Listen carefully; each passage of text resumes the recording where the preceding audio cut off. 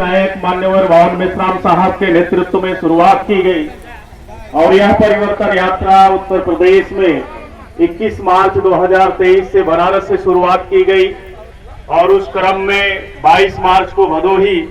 23 मार्च को मिर्जापुर, 24 मार्च को सोनभद्र और आज 25 मार्च को आपके गृह जनपद चंदौली में इस ईवीएम भंडाफोर परिवर्तन यात्रा का आगमन हुआ और चंदौली के अलग अलग हिस्सों में लोगों ने ईवीएम भंडाफोर परिवर्तन यात्रा का स्वागत किया और ईवीएम को पूर्णतया भारत में खत्म करने की इस लड़ाई और अभियान का हिस्सा बनने के लिए लोगों ने संकल्प लिया। साथियों, इस देश में जो इलेक्ट्रॉनिक वोटिंग मशीन है उसके जरिए इस देश के एकता और अखंडता को समाप्त करने की कोशिश ही नहीं की जा रही है, बल्कि इस देश की जो बुनियाद है, नींव है लोकतंत्र, उसे भी पूरी तरह से ईवीएम ने खत्म करने का काम किया। लोकतंत्र खत्म होने की वजह से डॉक्टर बाबा साहब अम्बेडकर और फूले साहब अम्बेडकर की बात करें, 108 वर्षों के संघर्षों का जो दस्तावेज भारतीय संविधान हमारे बीच में आज अस्तित्व में है, उस अस्तित्व को और उस अधिकारों के दस्तावेज को खत्म करने की कोशिश ईवीएम से चुनी हुई सरकारों के द्वारा लगातार की जा रही है और उसके कई नतीजे भारत के अलग अलग हिस्सों में देखने को मिलते हैं। अभी 2002 के गोधरा कांड के जो मुख्य अभियुक्त थे उन्हें जेल के सलाखों के अंदर होना चाहिए, लेकिन ईवीएम से चुनी हुई सरकारों के संरक्षण में जो शासन प्रशासन की व्यवस्था है, न्यायपालिका की व्यवस्था है, उस व्यवस्था के अंदर बिल्किस बानो उस समय 2002 में 11 दरिंदे ब्राह्मणों ने उनके साथ गैंगरेप किया। रेप करने के बाद हाईकोर्ट में बैठा हुआ ब्राह्मण जज ये कहते हुए अभी 11 ब्राह्मणों को रिहा कर दिया गया कि ये ब्राह्मणों के संस्कार अच्छे थे। तो ये जो पूरे देश में अलग अलग हिस्सों में इस तरह के फैसले आ रहे हैं, इस फैसले के आने के पीछे जो असल वजह है, लोकतंत्र में ईवीएम से चुनी हुई जो असंवैधानिक सरकार है उसके जरिए इस तरह के फैसले भारत के अलग अलग हिस्सों में आ जा रहे हैं। आज भारत में ओबीसी, एससी, एसटी, माइनॉरिटी के बीच में जो हजारों बहुसंख्य समस्याएं आज दिखाई देती है, उसके पीछे कहीं न कहीं पिछले 4 दशक से लगातार कोशिश की गई और 2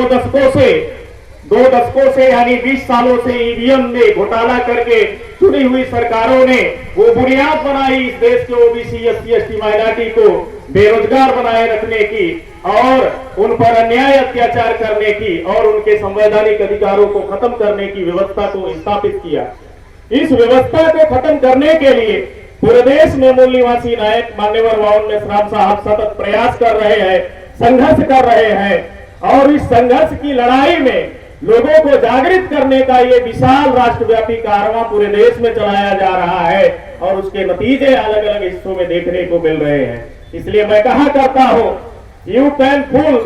सम people for some time, you can फूल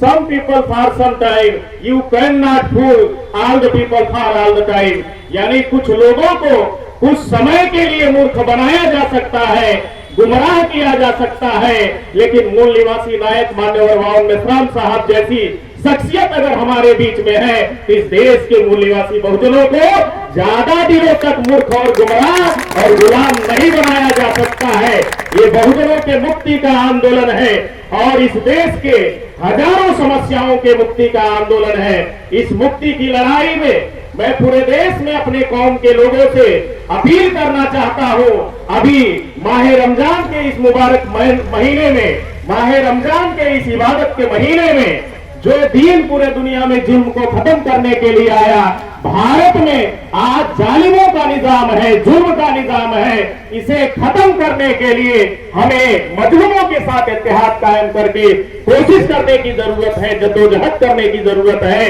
और मूल निवासी नायक मान्यवर वाहन मेश्राम साहब के साथ इस मनुवादी व्यवस्था को समाप्त करने के लिए आगे आने की जरूरत है। साथियों, इस व्यवस्था को बदलने के लिए समय समय पे हमारे समाज में और हमारे देश में और इस 85% मूल निवासी बहुजन समाज की माओं ने शेर पैदा किया। इसलिए मैं कहा करता हूं, हर मीटिंग में ये बात कहा करता हूं, मात्र सत्या यहां उपस्थित है कि शेरनी की नस्लें कभी सियार पैदा नहीं करती, शेरनी की नस्लें कभी सियार पैदा नहीं करती, हम मूल्यवासियों की माएं कभी गद्दार पैदा नहीं करती। आज इस देश को लूटकर भागने वाले लोगों की सूची उठाकर अगर हम देखें तो उसमें नीरव मोदी, ललित मोदी, मेहुल चौकसी, विजय माल्या, ये क्या ओबीसी के लोग हैं? ये क्या शेड्यूल कास्ट के लोग हैं? ये ट्राइबल लोग हैं?